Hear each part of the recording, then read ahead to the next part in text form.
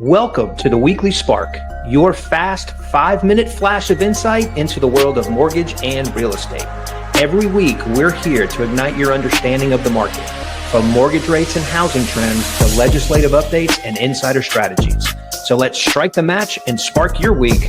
This is the Weekly Spark.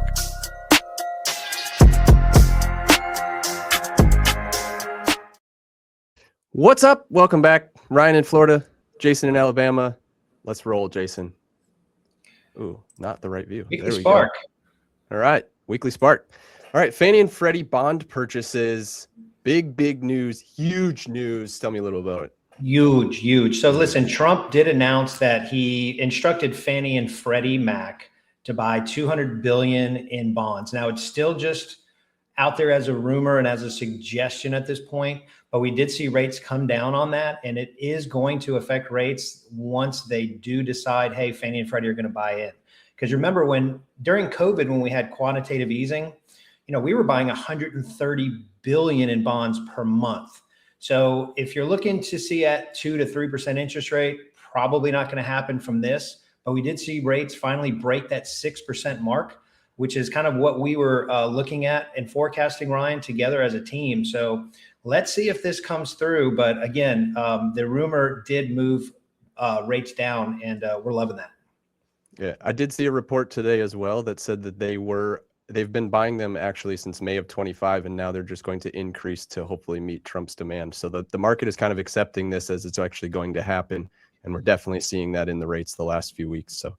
And the good news too, Ryan, not to cut you off there, but it's not coming from the Federal Reserve, right? It's coming from Fannie and Freddie, so it's not going to add deficit to the government, which is already so inflated. I don't even know how.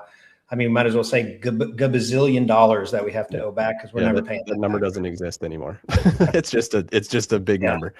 All right, tariff wars, obviously same line. Are they legal? Are they not? Will we ever know?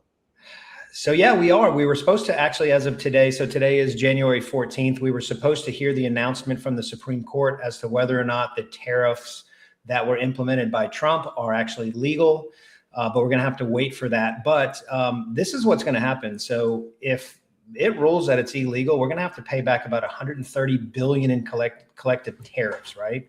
So what does that mean for rates? Well, the ruling would probably increase rates. And it's not going to be good for us. So we're going to have to watch and see how that goes. But it's essentially we're going to have to increase government borrowing.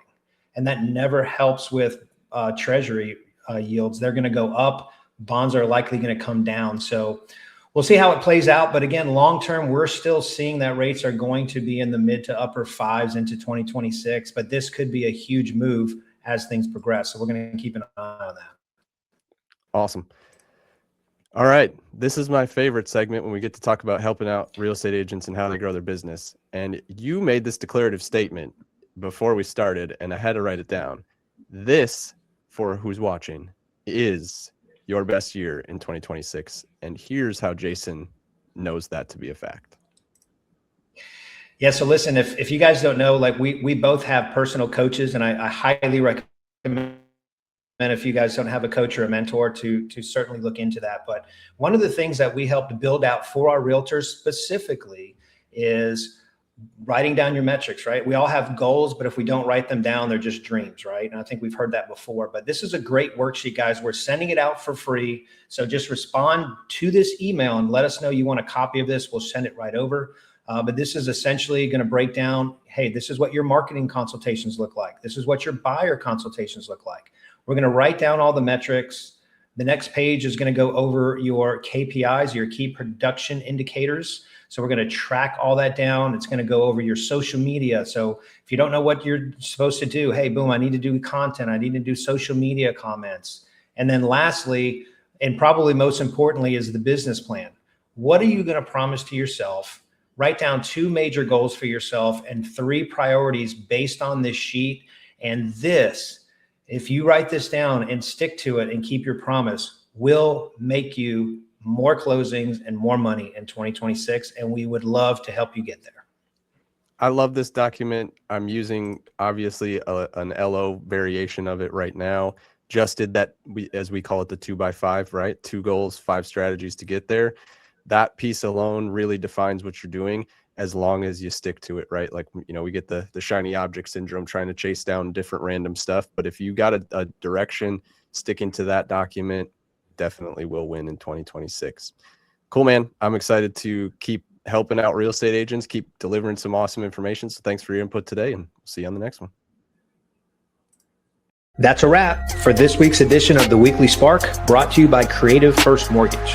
If you've got questions or want us to cover something next week, please let us know, shoot us a message, and until then, keep your deals moving and keep your week lit. See you next time.